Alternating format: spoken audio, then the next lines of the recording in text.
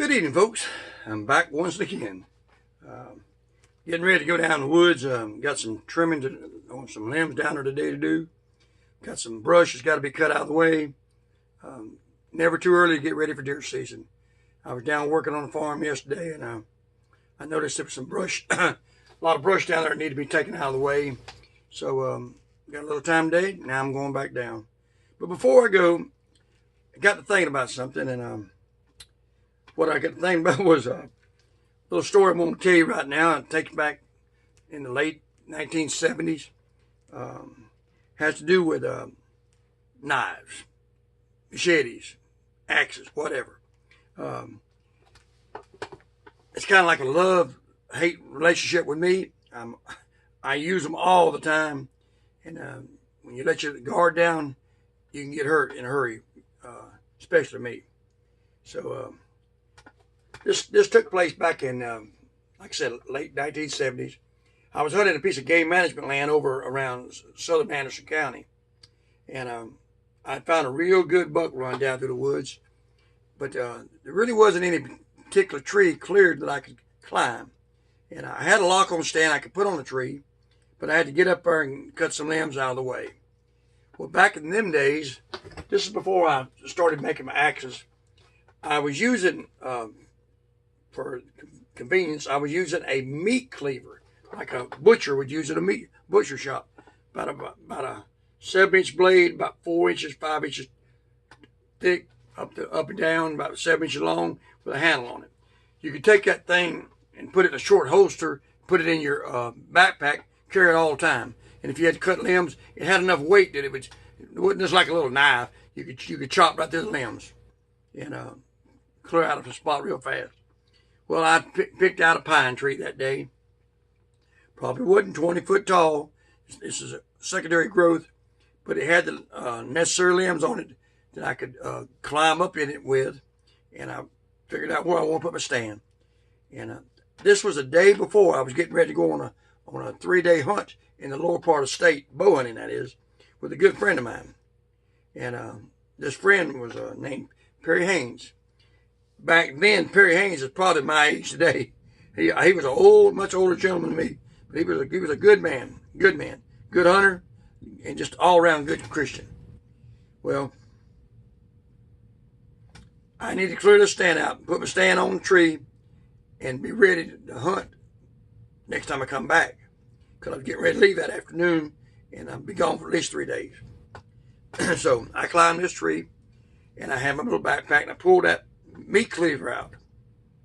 Well, there was pine limbs up there, and it was about 2 inches diameter, 1.5 inches, and I was reaching out and I was cutting them out of the way where I could get a good shot when I put my lock on there. And the last one that was in the way, I'm standing on one limb with my feet, and I had my hand over here. Well, I actually had my left hand over here on another limb, and I had one limb about chest high right here I need to cut out. And it was pretty good size. I figured it'd take about 2 good hits to chop it. When I come down, I hit that thing, I was wrong. It took 1 good hit. That meat cleaver went through that limb, just right straight through it. It's like going through butter. Good meat cleaver, good chop. The only bad thing was it didn't stop right there. It come on down. When it came on down, it hit my right knee, right on the kneecap. Bam. And that's what stopped the knife. Well, or the meat cleaver. When it hit me, I heard the bone. I heard it when it hit the bone. It went through the muscle, the skin muscle, went to the bone. And now I'd been hunting that morning, so I had on camouflage pants, and also because it's cold, I had on a pair of long johns. And when it hit that leg, I looked down, and I had to pull that meat cleaver out of my leg, my kneecap. And I looked down there, there was a hole about 1.5 inches, 2 inches long, and I could look in that hole, and I could see the meat rolled over, and I could see the bone of my kneecap. I could see it. And then about that time, the blood started pouring out, and it was pouring out. So I said, crap, and what have I done now? Seems like I'm always getting in trouble. You just have to learn to live with it if you want to do what you want to do, but I'm always doing something.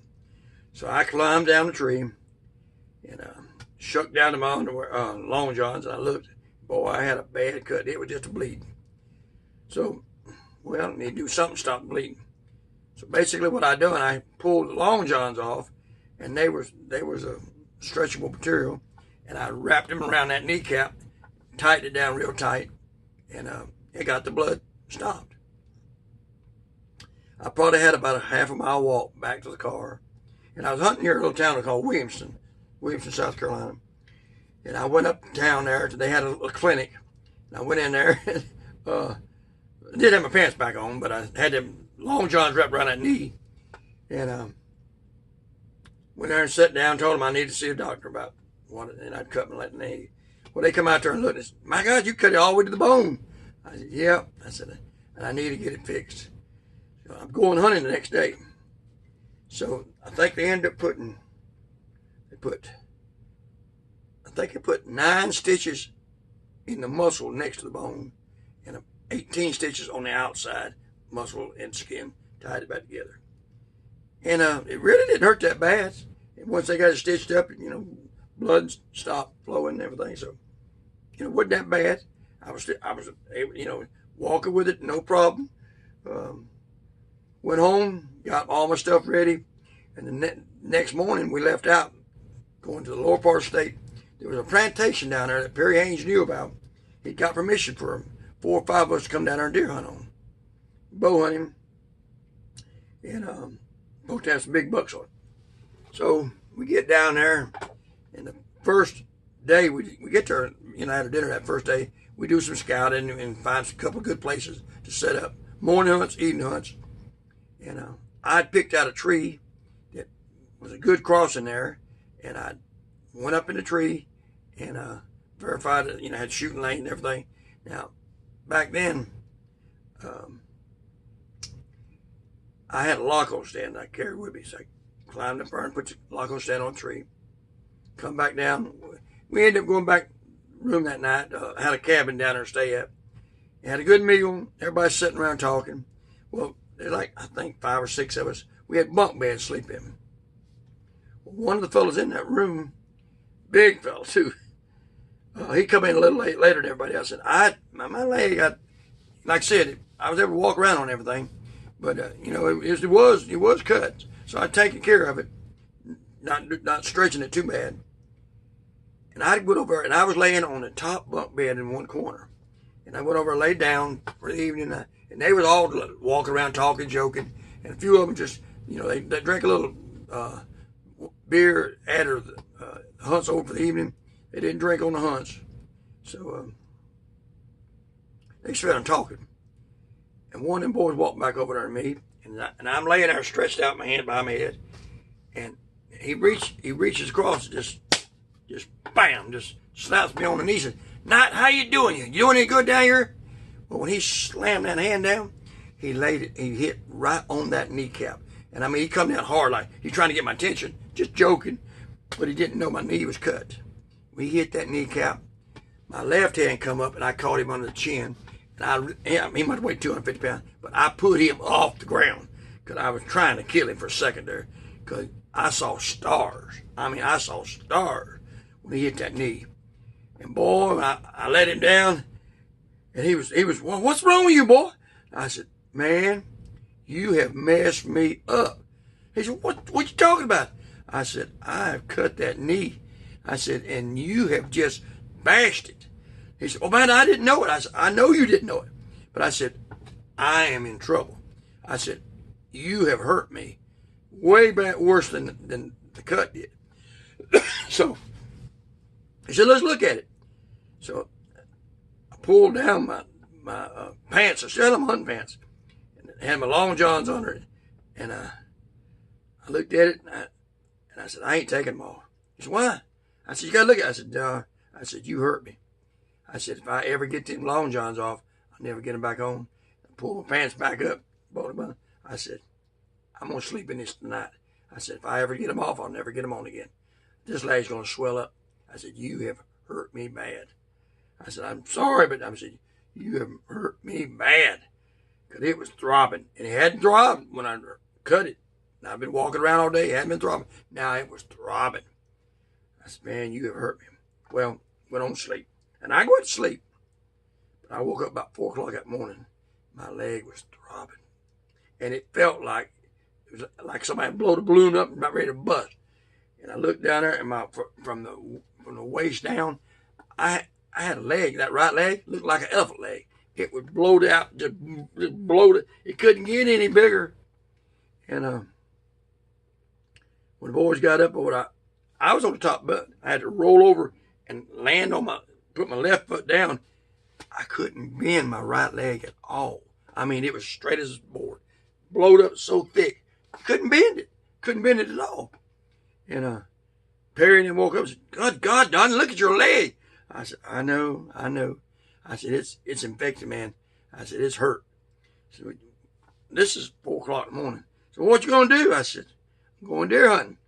I said, but I'm coming out early. I ain't staying there at dinner time. I'll be out about 10 o'clock.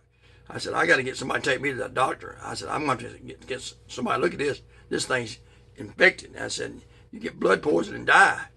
So one of the boys, I was supposed to be carrying him out. That morning they carried me out. My truck, they drove my truck. I couldn't drive. I couldn't bend my leg. So went outside, going to get in the truck. I couldn't get in the truck. I couldn't bend the leg at all. It was straight as a left. He said, what are you going to do? I said, I can't get in the truck. Well, I went back to the back and opened the tailgate. Now, I'm hobbling like Chester in Gunsmoke. And I'm hobbling around. That leg can't bend. It's just blowed up. And I pulled myself up on the tailgate, and that leg was straight out, stick straight out. I said, y'all drive me down to where, I already had a spot picked out, had the place marked on a tree where we're going to get out of the truck at. I said, you go down there where I show you where that tree's marked. You stop right there, and I'll roll off, and I'll go in the woods. Come back and get me about 10 o'clock. So they drove me down through the woods slowly. Got down to where the tree was marked. I was going to get out, and that's about 50, 60 yards from the tree I was going to climb. Well, they let me out of sight. When they drove off, I was standing there prodding against the tree, and what I wanted to do, I planned on putting some dough and heat out and making a false trail down through the woods for a deer to fall if one come along. Well, I was going to put it on my feet. I couldn't stand on my right leg at all. Couldn't put any weight on it. I couldn't raise my left leg because I couldn't stand on my right leg. I was going to put it on the soles of my feet. I said, well, now what am I going to do? And I got thinking, well, I hobbled over to a tree that had some branches on it down close, and I just grabbed a branch and I just kind of let myself down. Another branch, and I finally let myself all the way down the ground. And I took that dough and heat and I put it all over my feet real good. Then I grabbed branches, pulled myself back up. Just pulled myself up. And then I started hobbling on one leg and just dragging the right leg with me down there about 50 yards to the tree. You can actually see the tree I was going to be in. You can see where I sat down, put the dough and heat on. So I got to the tree and I looked up there. It had branches on it to climb. That's when I picked it out to start with. It had a stand up there. But the stand I had was old-timey kind, just one piece. And I was going to sit on that stand. There wasn't no seat in it. Well, I couldn't sit down and sit in it if I got in it anyway. And I'm looking up there and I said, how am I going to climb with one leg? I said, I tied a rope to my bow, tied it to my waist. I said, okay. So I started grabbing branches and I pulled myself up, put my left foot on the branch, pulled myself up, put my left foot, my right leg just dangling. I got all the way up there, and probably wasn't 20 foot up, but got up there to the stand, swung around on that, and put my left foot down on the stand, and leaned back against the tree, and let my right leg was just hanging off, just hanging there, because it was stiff as a board, big as an elephant. And I'm standing up there. About 8:30, I hear something. I look to my right, where I'd come in at, the way I'd come in. Well, there is a deer coming down through the woods. I think it was 5-point buck. 5-point buck. Coming down through the woods. It wasn't a real big one, but this was a meat hunting. And to me, it was just as good as anything else. And as I looked, I noticed his right leg is injured. I mean, he can't even put it down, and he's hobbling on 3 legs. He's walking, but he's on 3 legs. I don't know if he's been in a fight or he hit a car or what, but he's injured. And he walks, as he walks along, he passes the tree that I set down on the ground and put the dough and heat on. And when he passes it, he jumps back. He smells where I sat down. And he kind of looking around, and he kind of makes a circle around that tree. But then he hits the dough and heat, and he kind of gets interested, starts smelling that there, and here he comes, following that dough and heat right down through the woods. He follows it right to the base of my tree. And he's right off the right side. I couldn't shoot if I wanted to. And he's looking around like, where'd the dough go? Where'd the dough go? And he finally, he can't figure it out, so he just turns, starts walking out across in front of me. He gets out there about 15 yards in front of me, pick the bow up, pop him. I've got my deer. He goes about 50 yards, he's down. I climb back down out of that tree, 2 hands, 1 left leg. Then I start walking, and I'm hobbling, and I hobble back out there where the fellow's supposed to pick me up. And sure enough, he show up. And when he shows up, we hobble back. I hobble back with him, and we get my deer and load my deer up. Bring my deer around. They start taking it around to process it. Then they take me to the doctor, and I get to the doctor, and they pull them long johns off. My leg, it doesn't turn. It's blood clot down through there. Blood infection. You can see it turning red and blue. Didn't look good at all. And they gave me 4 or 5 shots for it, and told me to stay off of it. Well, I hunted 2 more days, but I didn't kill no more deer down there. But it was a bad situation because of what I did with that meat cleaver. So always doing something I should be doing. Another time, I was coming back from a fishing trip with a friend, and we'd been riding up the road. He was driving, and it's the middle of the night, 2 o'clock in the morning, and I'm sitting back just like in the seat, sleeping. And he loses directions. And he taps me and says, Donnie, he said, do we turn here or turn right? Well, I'm leaning back like this. And what? We've been fishing. I had a fillet knife on my side, about a 7-inch blade, and long, narrow blades. And they have a little, they're just narrow as can be for filleting fish.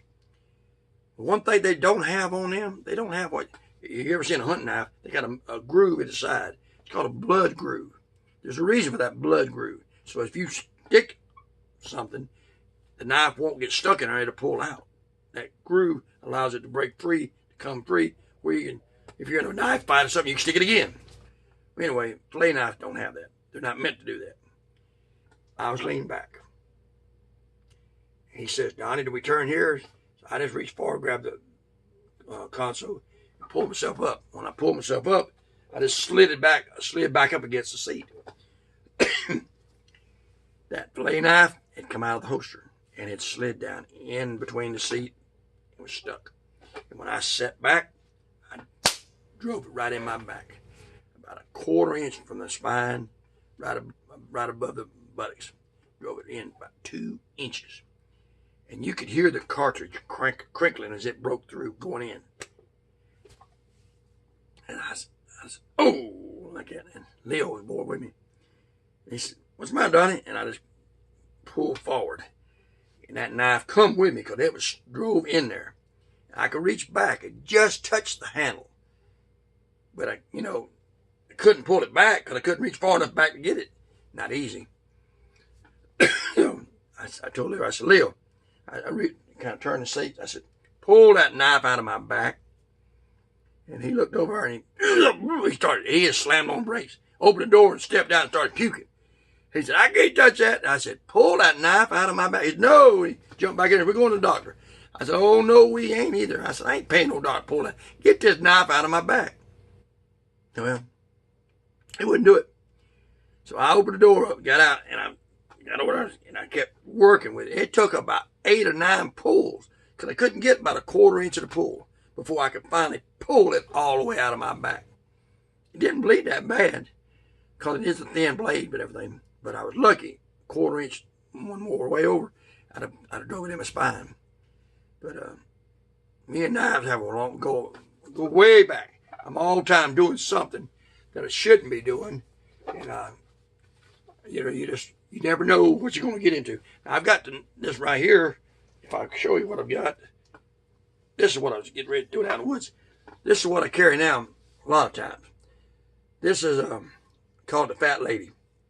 I had it custom made. A fellow in Canada made it for me. When I go to cut limbs now, I cut them, and it's kind of like, you hear? It is really good steel. And the handle is made out of woolly mammoth, 25,000-year-old bone right here in both ends, and then the burl wood is out of a redwood tree out in California. And I had him I drew it up, sized everything that I wanted. And he said, "What in the world are you ever going to?" I said, "That right there is going to be like a machete. Only I carry it on my back. And when I go to cut something, I got it. Matter of fact, I might even take on Bigfoot with this right here. It's got a really good edge. And you cut through 3 or 4 inch limbs, one slash, and no problem. But I didn't have this back then. And since I've got this, I hadn't chopped myself up lately, but I've got to use that today. I'm going to be using it a good bit. I've used it a lot. You never know it. So I thought I'd just tell you this story right here. It's just rattling on, but all about knives and some of the crazy things that happen. That's the end of the story, so talk to you later.